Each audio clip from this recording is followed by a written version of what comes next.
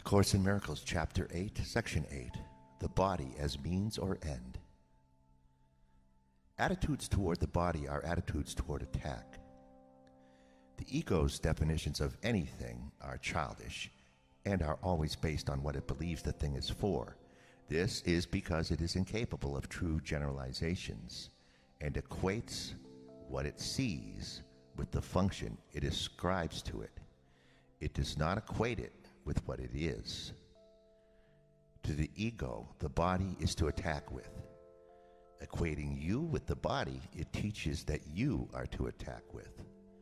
The body, then, is not the source of its own health. The body's condition lies solely in your interpretation of its function. Functions are part of being since they arise from it, but the relationship is not reciprocal. The whole does define the part, but the part does not define the whole. Yet to know in part is to know entirely because of the fundamental difference between knowledge and perception. In perception, the whole is built up of parts that can separate and reassemble in different constellations, but knowledge never changes, so its constellation is permanent. The idea of part-whole relationships has meaning only at the level of perception, where change is possible. Otherwise, there is no difference between the part and the whole. The body exists in a world that seems to contain two voices fighting for its possession. In this perceived constellation, the body is seen as capable of shifting its allegiance from one to the other, making the concepts of both health and sickness meaningful. The ego makes a fundamental confusion between means and end, as it always does. Regarding the body as an end, the ego has no real use for it because it is not an end.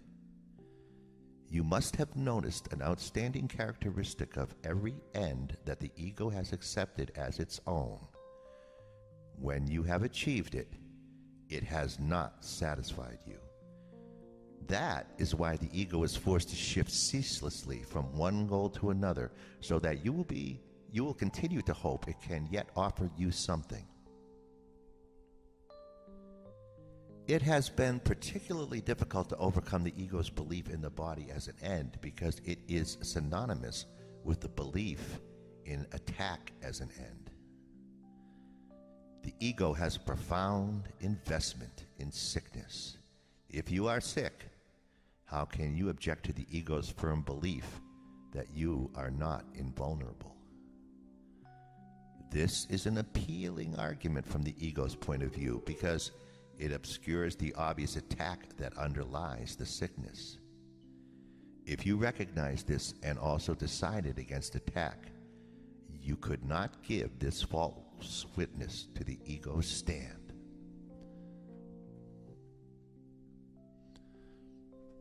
It is hard to believe sickness as false witness because you do not realize that it is entirely out of keeping with what you want. This witness, then, appears to be innocent and trustworthy because you have not seriously cross-examined him. If you had, you would not consider sickness such a strong witness on behalf of the ego's views. A more honest statement would be that those who want the ego are predisposed to defend it. Therefore, their choice of witnesses should be suspect from the beginning. The ego does not call upon witnesses who would disagree with its case, nor does the Holy Spirit.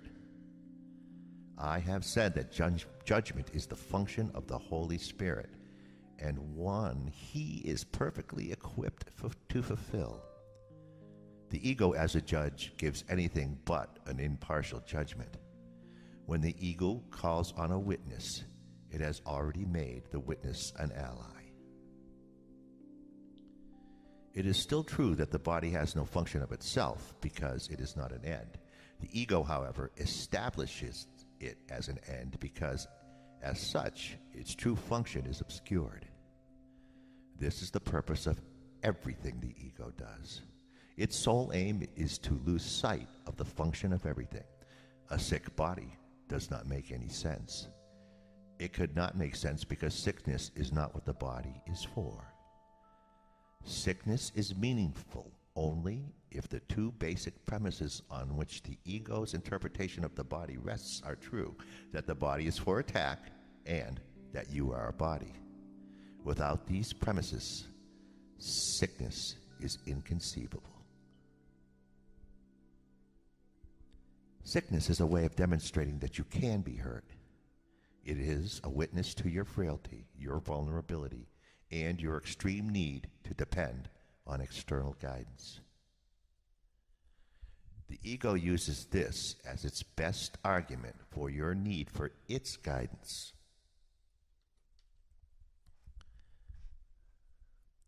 It dictates endless prescriptions for avoiding catastrophic outcomes. The Holy Spirit, perfectly aware of the same situation, does not bother to analyze it at all. If data are meaningless, there is no point in analyzing them. The function of truth is to collect information that is true.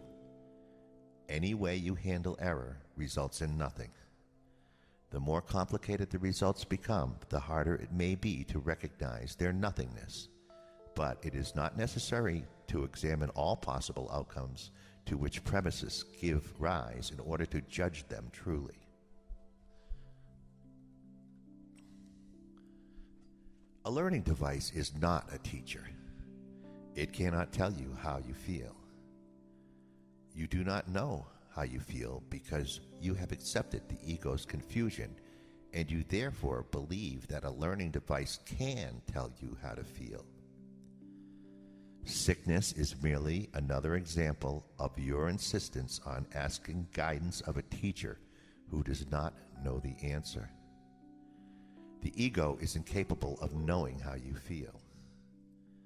When I said that the ego does not know anything, I said the one thing about the ego that is wholly true. But there is a corollary. If only knowledge has being and the ego has no knowledge, then the ego has no being. You might well ask how the voice of something that does not exist can be so insistent. Have you thought about the distorting power of something you want, even if it is not real? There are many instances of how what you want distorts perception. No one can doubt the ego's skill in building up false cases, nor can anyone doubt your willingness to listen until you choose not to accept anything except truth. When you lay the ego aside, it will be gone. The Holy Spirit's voice is as loud as your willingness to listen. It cannot be louder without violating your freedom of choice, which the Holy Spirit seeks to restore, never to undermine. The Holy Spirit teaches you to use your body only to reach your brothers, so He can teach His message through you. This will heal them and therefore heal you. Everything used in accordance with its function as the Holy Spirit sees it cannot be sick. Everything used otherwise is. Do not allow the body to be a mirror of a split mind. Do not let it be an image of your own perception of littleness. Do not let it reflect your decision to attack. Health is seen as the natural state of everything when interpretation is left to the Holy Spirit, who perceives no attack on anything. Health is the result of relinquishing all attempts to use the body lovelessly.